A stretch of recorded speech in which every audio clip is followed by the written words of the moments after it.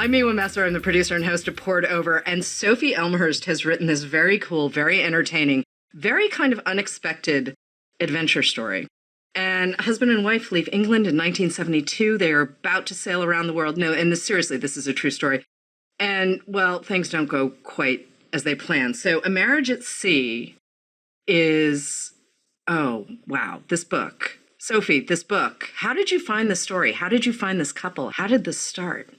Right. I'm a journalist, I guess, by trade, day job. And it was a while ago, it was the pandemic kind of time. I was researching a piece, maybe for obvious reasons, about people trying to escape the land and live on water and whatever way they could. And in my kind of trawling around, I found a website devoted to castaway and shipwreck. I was looking at all these photographs of these kind of grizzled, lone men, these people that found themselves stranded on desert islands. And just in amongst them all, I saw this little black and white photograph of a woman standing next to a man who I presumed was her partner. And I guess straight away, I just wanted to know who she was and why she was here among all these other guys and what had happened to her. And when I dug a little deeper in and found out what exactly had happened to her, the sheer sort of length of time that this pair, Morris and Marilyn Bailey, had been adrift in the middle of the Pacific Ocean with nothing. I couldn't believe I had never heard the story before, that I'd never heard of them before, that somehow this tale, which seemed to me, a kind of almost already like a sort of epic legend, that it had somehow been lost over time. It wasn't that long ago, the 70s, and yet I'd never heard of them before. And I met very few people, actually, as I researched the book, who had heard of them. I got very attached to them. I got very, very attached. And my first thought was, okay, I hope you really know what you're doing. This is not something to be undertaken lightly. I mean, I kind of love books like this. And it's, well, we were sailing around and then, we hit crazy weather and the boat capsized and, we went from there. There's sort of famously this memoir called Adrift from the mid 80s. And I remember reading that as a teenager, and there have been some other books since then. And I remember my dad handing me Adrift and saying, now remember, maybe some of this is not true. And I was like, but Dad, it says a memoir on the front. Like, I mean, you're a teenager, you don't know anything. But I read it a bunch of times. I was just like, holy cow. And mostly it's the whole survival stuff. Mm-hmm. And here you are putting me on the boat with Marilyn and Morris, and I'm kind of like, do they know what they're getting into? Because also this is pre-gear. You're not traveling with like great radios or, GPS or any of these things. Like Morris has actually taught himself to navigate by the stars. Mm-hmm.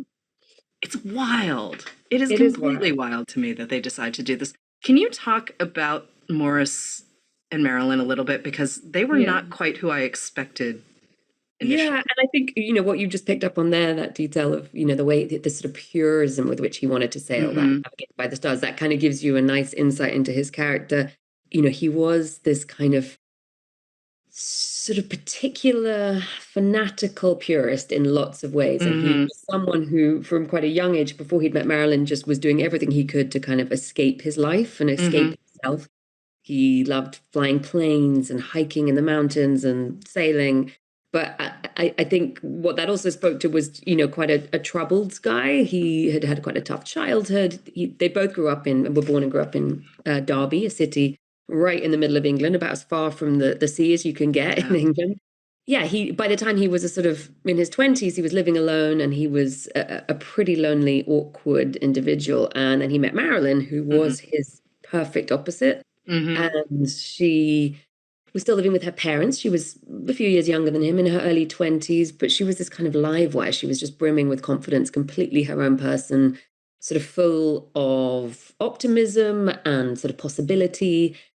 And I think talking to people who knew them and who knew them well and knew them at that time, there was kind of a mystification of how they came to be together as a couple. Right. They seemed to be so mismatched in so many ways, but it worked. And I think one of the reasons it worked was what they offered to each other. I mean, I think what she gave him was very obvious and he was only, too sort of eloquent about his shortcomings and how incredible she was sort of for him. in that she kind of lifted him up. She gave him confidence. She gave him social skills. But I think he gave her things too. I've always been really fond of Morris, as much as he, transpires to be a pretty difficult man in lots of ways. But he, I think, gave her this out from what was expected of her in life, which was a sort of, in the 60s, a kind of domestic, established conventional routine of marriage, children, staying in Derby. And suddenly the world opened up and, they plotted this great adventure. So, underneath the surface of their kind of strange oppositional characteristics, I think there was this great kind of shared desire for a different kind of life, basically. Which is, I don't know. I was so impressed by them. I really was. I had a moment of, okay, I can see what your life would be like and how drab and dreary and sort of predictable it would have been. It just because also class movement at that time, late 60s, early 70s, anywhere, whether it's the UK or the States, there's just not a lot of class movement. There's not a lot of, I want to do something slightly, like you're just considered a complete weirdo and everyone looks at you cross-eyed and says, well, why would you do this? And the idea that Morris and Marilyn were just kind of like, yeah, we're good. We're going to go do this thing. They commission a boat. And it's wait, was it 40 foot? I should know this. 30 foot, I think. Or 30 foot, okay. Which, 30 feet of boat is not a really big boat. No. It's really not a big boat. The gear now is so different. Right. I stopped for a minute and I was thinking, hey, wait a minute.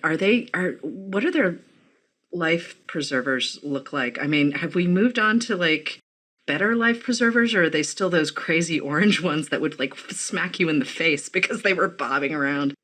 I'm a little gobsmacked that they decide, because just the sheer danger of it. I mean, I love the adventure, sure. I love the throwing caution to the wind and saying we're not going to live in ways that you expect us to live. But part of me is also like, why would you think that this was the way? Because it's scary, it's dangerous, and really exciting. Yeah, no, for sure. I mean, like, bear in mind, even by the standards of the time, they went with less. So, I mean, they had no radio. Morris didn't want one. Marilyn couldn't swim. She refused to learn to swim. He tried to teach her. This was a couple that were kind of so determined and so sort of set in their particular ways of doing things, which, as you say, is kind of half admirable and half deranged. You sometimes a little bit. I mean, but then I also sort of suspect that maybe some of that mentality was what drove them to do something like it in the first place. You have to be that single-minded and that driven, I think, in your own way of doing things to sort of decide to move to New Zealand and sail there, kind of thing. And that's.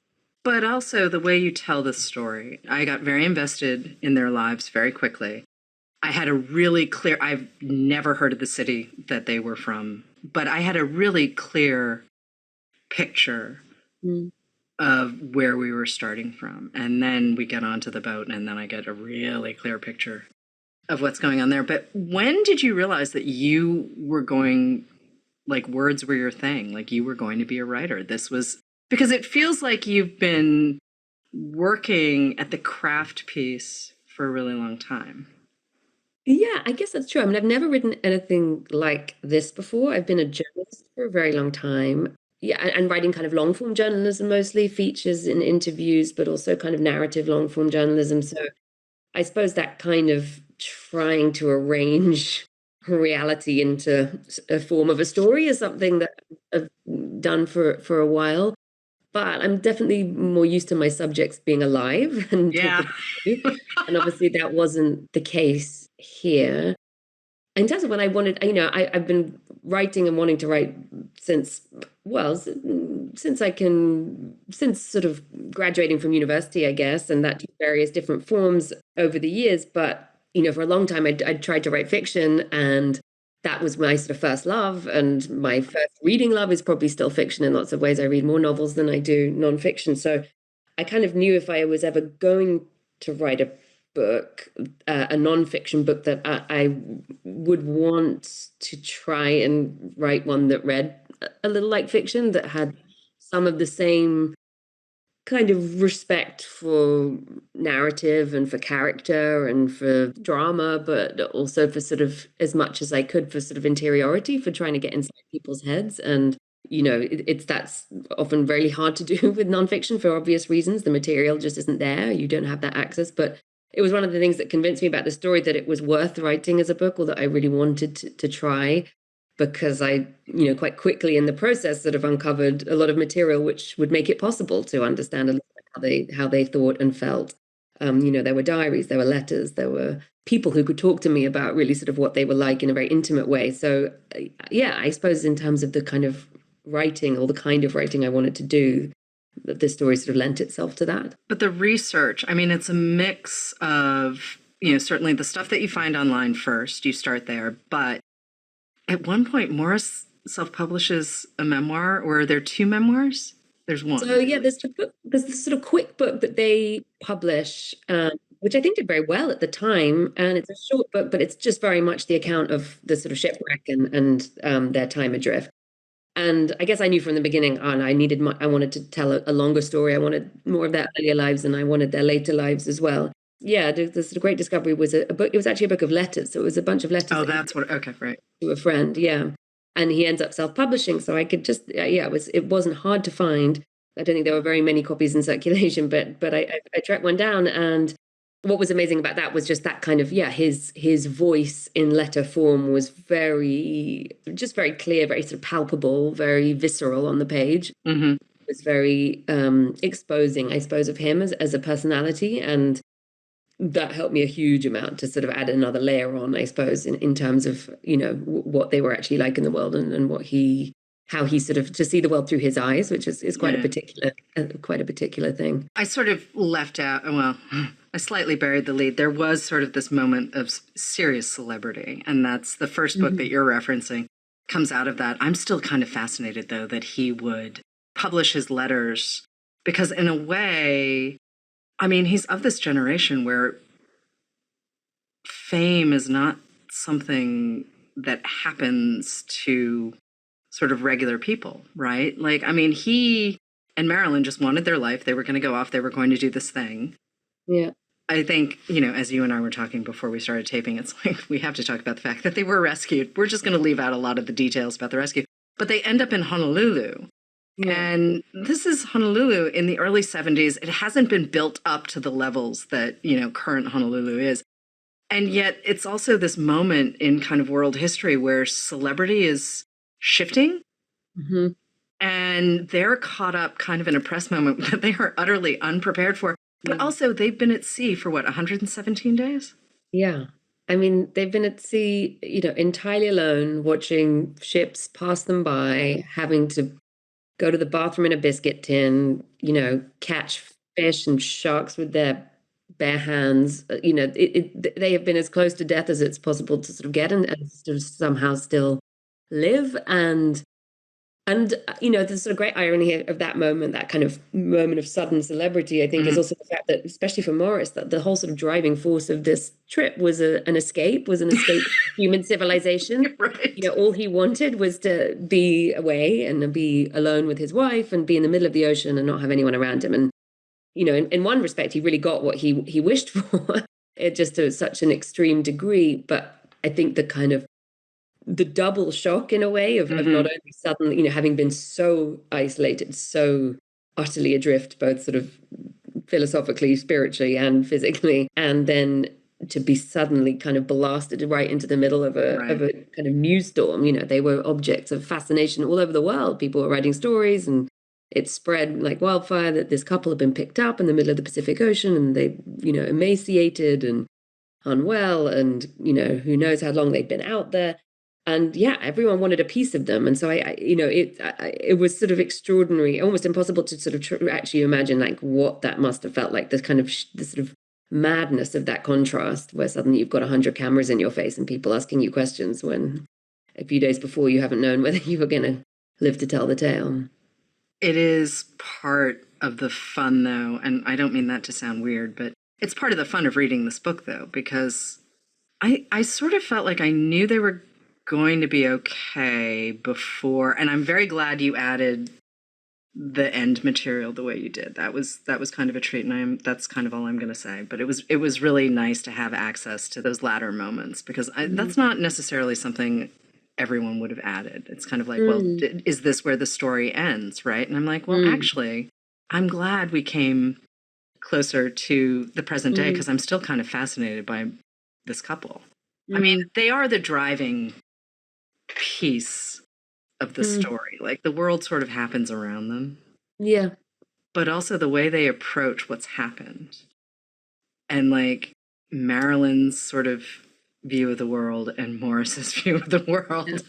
No, I mean, totally. That was what kind of hooked me in. I guess, there was that obviously always the sort of draw of the extremity, the drama of what they went through. But for me, it was a book about marriage, really, and about wanting to sort of write a portrait of a marriage and a marriage in its entirety, not just sort of the central episode, the most dramatic episode of a marriage, but how a partner, I mean, a marriage, I mean, partnership in any form, really, how it begins, the sheer chance of that and the sort of strange chemistry of that, but and how it ends, but also how it endures, how it really is a sort of endurance test. And I guess that as much as their story is like something completely exceptional, in that sense, it's something that applies to everyone, right? We all kind of, anyone who has a spouse or a partner is, over a long time is going to face and sort of encounter all manner of obstacles and crises and challenges. And what that exposes in you as an individual, but what that exposes and the fault lines that can expose in your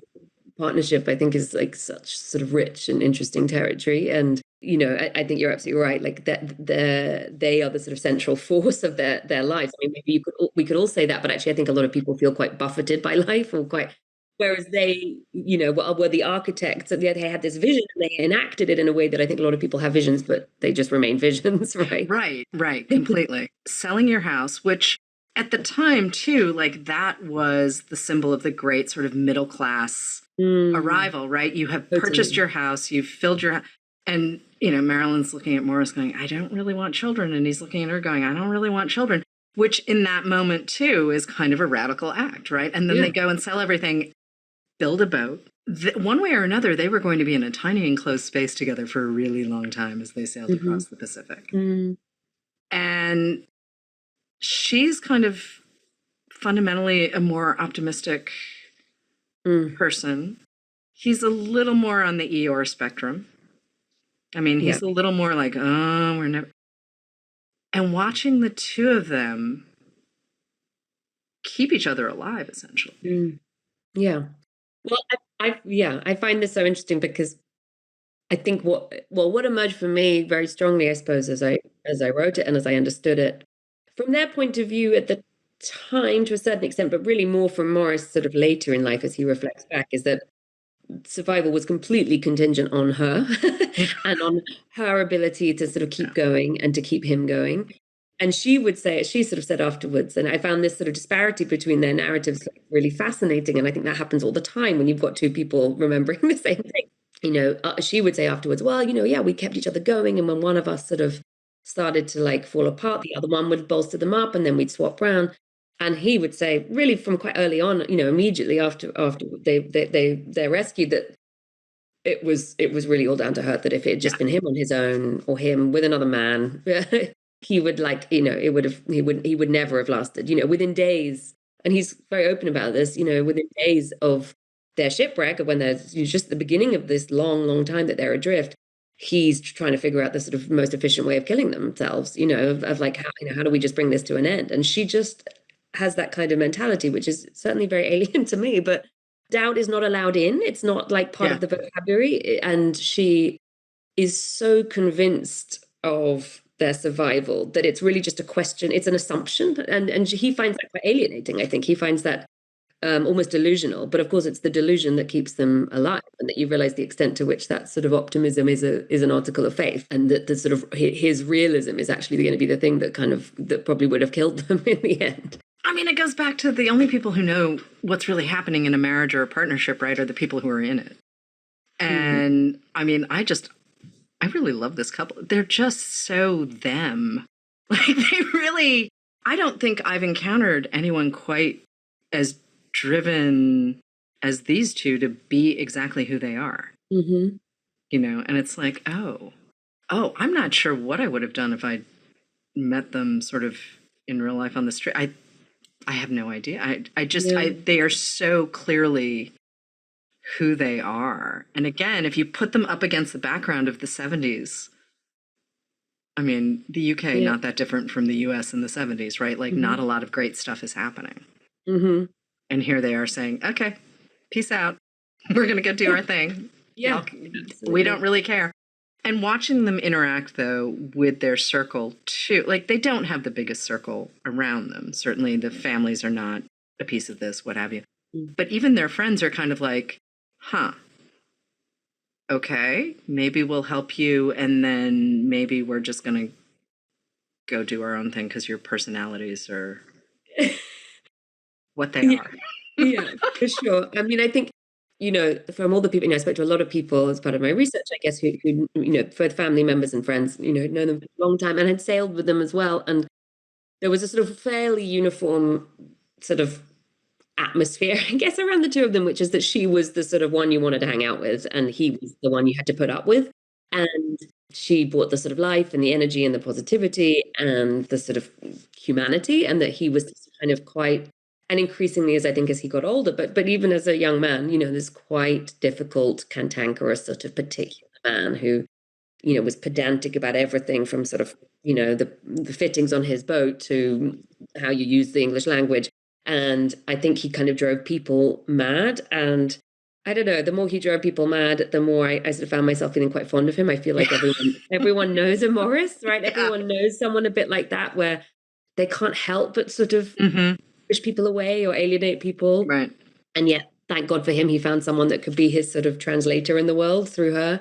And how often you see that in couples, I think, how often you see that, the sort of compensations and the allowances and the sort of support couples, people give to each other in a relationship to sort of enable their passage through the world. And yeah, I mean, that sort of played out obviously in extremis on the life raft. And she had to work unbelievably hard just to sort of keep that quite fragile mind and fragile ego in his case, afloat, literally. And I think, it's in a way that's the most sort of almost, I feel like the most extraordinary feat of their survival at all is that she kind of she managed to sort of keep him going, keep him believing.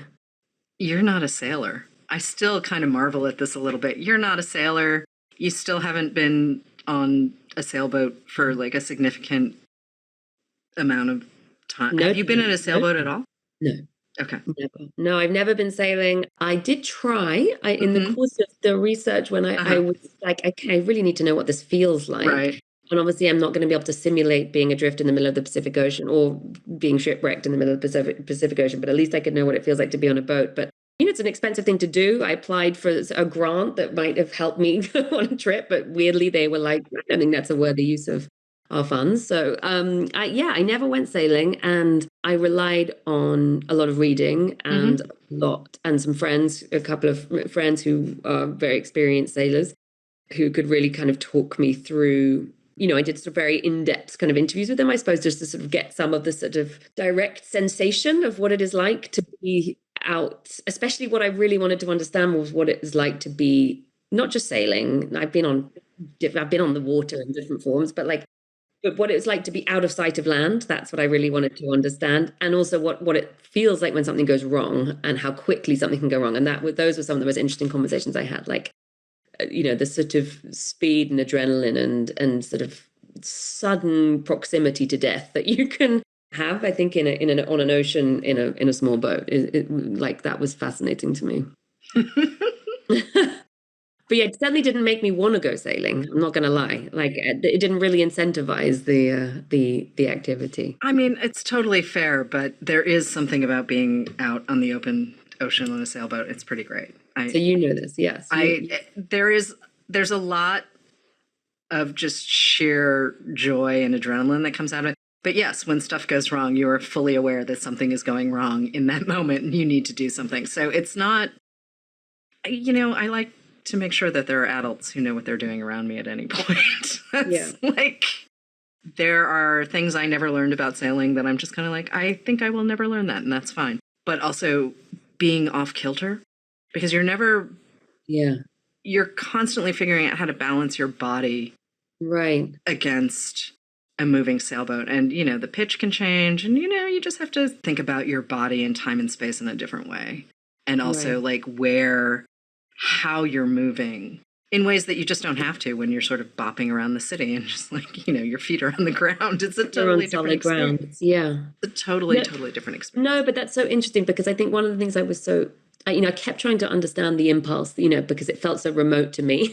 Yeah. The impulse to do what they did, that not just the sort of kind of the risk of it, I suppose, and the like this is before anything even goes wrong, just the impulse to go and to sort of, and also just sort of sever all ties. It was so important to Morris that he kind of get away from, well, his family for long and sort of sad reasons, but also just the land. It was like he just wanted to be off the land. And I think something about that idea of being off kilter, I think that was exactly sort of what appealed to him, was something about the sort of, I don't know, severing that sort of link to stability, to that sort of what felt like tired stability, and wanting to be free of that. It's almost like that sort of symbolic of exactly what he was seeking, I suppose. But yeah, it's just a different way of living. And the beats that you have to, I mean, sailing aside, the beats you've got to hit, right? We've got the introduction, we've got, setting off, we've got the, oh no, the bad thing has happened, hurrah, there has been rescue. And yes, I'm dancing around details because this is a really fun read. But structuring something like this outside of that, you still need to be able to push the narrative forward. You don't necessarily have the dialogue. I mean, yes, you've got the interviews to work from, and you've got research material and photographs and the books and everything else. But you still have to construct a world, right? You've still got to bring us into 1970, the late 60s, mid 70s, whatnot. And you've got to do it without sounding like you've done all this research, right? Yeah, you very eloquently described the challenge, the writing challenge of this book, because there are a million ways to write any book, I guess, but what I wanted to try and do was, I suppose, make it as sort of streamlined as possible, to make it as much of just a sort of continuous story as possible, and a sort of character driven story, in a way, in terms of the sort of the kind of frantic paddling beneath the surface of that story was a sort of collage, I guess, trying to piece together this jigsaw of all these different bits of research, of learning about how the sort of currents work in that part of the Pacific, learning about the sort of ecosystems that exist near the Galapagos Islands, reading all the books that Morris would have, I know Morris was reading, that kind of informed the way he sailed and he thought about sailing, all the way to like the kind of masses of press coverage after they were rescued. There was just all this different kind of material that had to be sort of combined and stitched together and hopefully sort of smoothed into a narrative arc. And I hope that worked. I don't know, but like, yes, it did. It totally did. Totally did. I think a lot of sort of biography or sort of non-fiction writing, for good reason, sort of shows its workings, and that's sort of part of the tradition of the form. And I just didn't want to write it like that. And I didn't want it to be a book with sort of footnotes or a bibliography. I just wanted it to be a story. And so, yeah, there was a sort of certain amount of trying to kind of erase or kind of paper over the joins, I guess, of all those bits of research, and to try and let them be the sort of the agents of it rather than me, the author, in a way. Right. No, I totally get that. How much of this was on microfiche, though, and how much of it has been digitized? Because you're exactly in a period, though, where it's like, last 20 years, you can find everything pretty much that you need. There's link rot on the internet, but like if you go into the New York Times, you will find the majority of, if this were to have happened, say in 2002, you could find all sorts of coverage. But like you're citing media coverage around the world. Yeah. From the early 70s. I'm like, some of those archives had to have been lost or like physically printed out for you. I mean, microfiche is still, it still exists. Yeah. You have to use it in some archives. Yeah, I live in London. I have the British Library not that far from me, and it's an amazing, has a huge newspaper archive, which was very helpful. But no, a lot of, I mean, especially I was lucky and unlucky in that there was, because of the timing of it, television was really it was big, right, at that point. And so there was all this sort of video archival footage as well. which I, struggled to come by myself, but had the help of an amazing archival researcher who could really go deep into and kind of gain access to archives that I would never have, even known existed or known how to get into. And so that was amazing. And, and also it wasn't just contemporaneous. They did a couple of documentaries and they went on giving radio interviews, really late into life. And what was lovely about that as well was getting this kind of layering effect of the most immediate version of what happened and then the kind of later versions and how they reflected on it with age, and right up to the sort of really near the end of Morris's life where he gives, he's talking about it and talking about it almost nostalgically, like saying how he wishes he could do it again. And I found that absolutely fascinating, how like one experience can sort of change in texture and emotional resonance as you go through your life, the way you think about it and the way memory can not necessarily distort it, but just give it those different flavors as you move through your life. They did build a second boat, didn't they? Yeah. I mean, incredibly, there they were right at the end, immediately after being rescued, and they're in this state of kind of unrecognizable physical collapse. And the first thing she turns around to say to Morris, Marilyn turns around to say to Morris, is like, right, we're going again. We're going to go to Patagonia. And so this was, I mean, to give a little context to that and to Anna's sort of insight into her mind, this was one of the, her great strategies for sort of keeping him going was her imagination. And she realized that she had to sort of create this vision of the future to get him to sort of believe in the possibility of a future. And one of those visions was that they were going to sail again. They weren't just going to go, if they survived, they weren't just going to go back to England and sit in the house again. They were going to get another boat and they were going to sail to Patagonia. And so sure enough, being Marilyn, she makes it happen. And within a couple of years, they are going again. Yeah. But that they didn't just do the two of them. They had a little crew with them, which with mixed results, but but the journey at least was, the voyage was, there were no catastrophes and therefore no great drama to write about, but it was a successful voyage, not interpersonally, but no.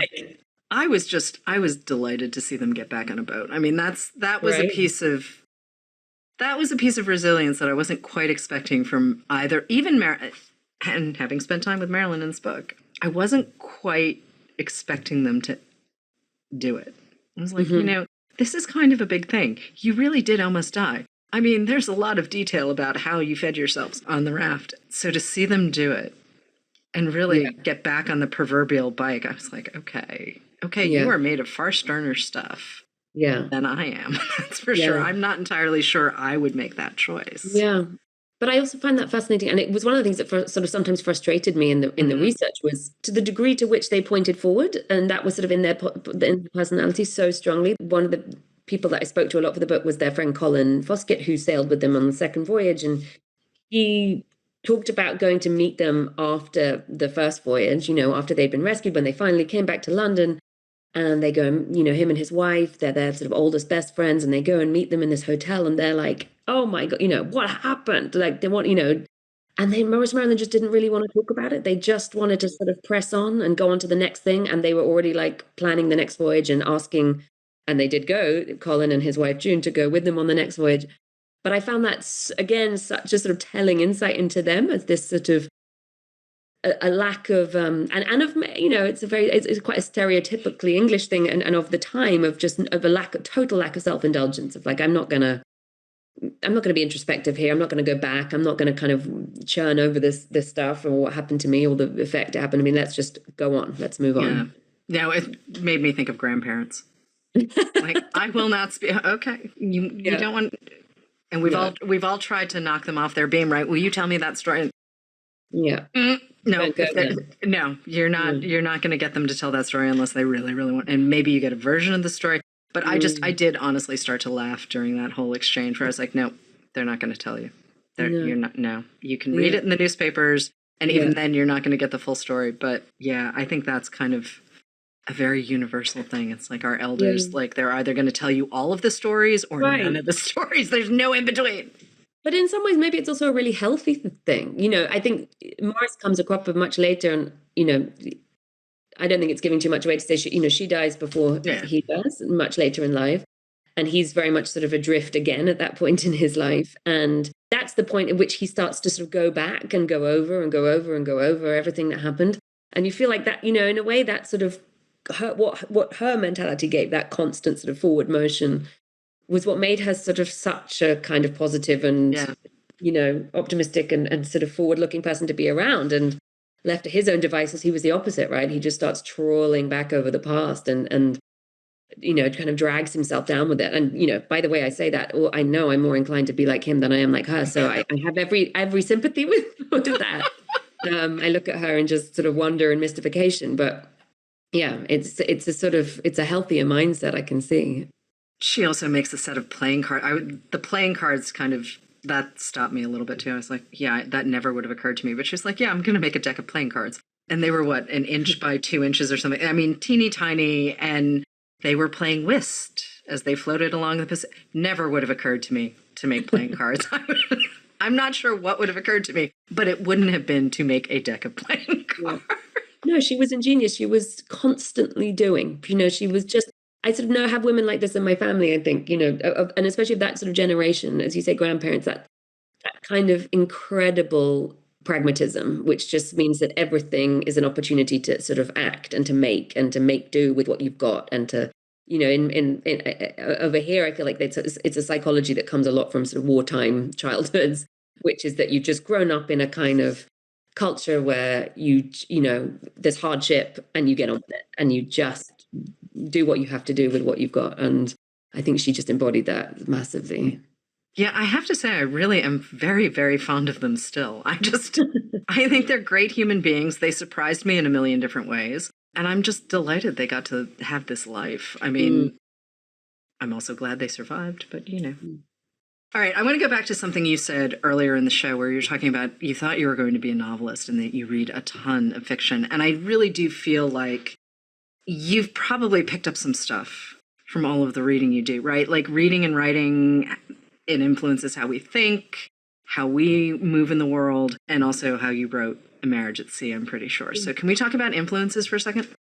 Yeah, for sure. I mean, I guess there's, in terms of like, just putting the book together, there was I say I've mostly read fiction, and that's definitely true. And I'll come back to that. But like, there was a kind of craft sort of task, I suppose, that I just had to try and figure out, and how to sort of construct the kind of book I wanted to write. And that was hugely influenced by, the kind of great, so many amazing and sort of legendary nonfiction writers, but particularly ones, I suppose I've never been a great reader of sort of more academic nonfiction, but the kind of Janet Malcolm's, Helen Garner, like all-time sort of heroes of mine, obvious sort of Truman Capote, anyone who was able to turn sort of complex, knotty, definite sort of like narratives, but with all these different kind of component parts, but into these sort of compellingly readable stories. A British writer called Alexander Masters, who I don't know if you remember his book, Stuart, A Life Backwards, sort of different ways. Oh, yeah, Stuart, A Life Backwards. I definitely read that. Yeah, which was really a sort of wonderful, and he's written a few more since, which just completely upturns so many of the conventions of biography and of writing about people's lives.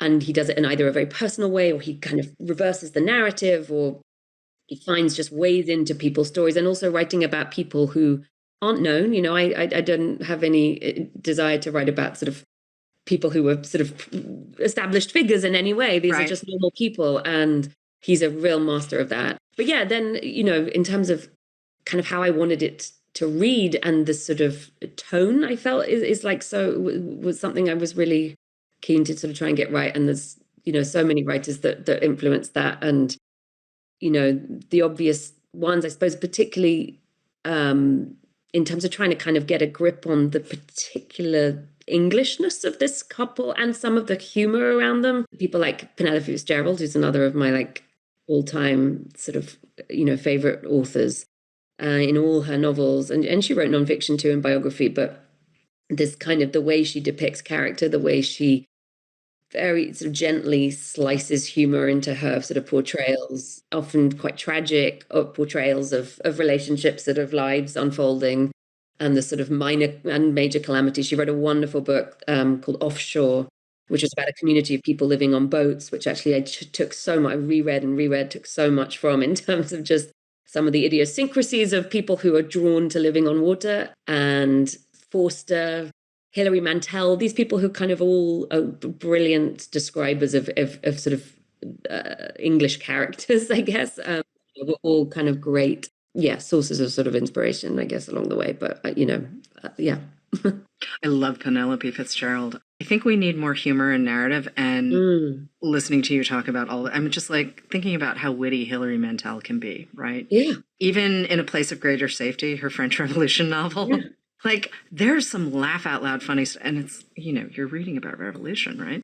But the idea that you can still be funny, right? Like, totally. Humor doesn't have to be a comic novel from start to finish. Like, we can have all of the things, and we get all of the things in A Marriage at Sea. I mean, it's so satisfying, this book. Yeah, well, it felt very important to me that the things can coexist, simultaneously. You don't have to kind of switch from one to the other. That like they can be their absurdities and particularities and eccentricities are just as vivid and valid as their sort of their despair or their challenges. It's like these things are all they all exist in all of us all the time, so why would you leave half of it out? And I think there can be a sort of po-facedness about some nonfiction writing that I really just would seek to sort of get away from. Right. I guess. Yeah. Right. Have you started the next thing? Yes, I have. Okay. Slowly. Fair. Just excited to have another new thing from you, that's all. Oh, Sophie Elmhirst, thank you so much for joining us on Port Over. This was really fun. Thank you. Thank you so much for having me. Thank you for listening. Port Over is a Barnes & Noble production. To help other readers find us, please rate and review the show wherever you listen to podcasts.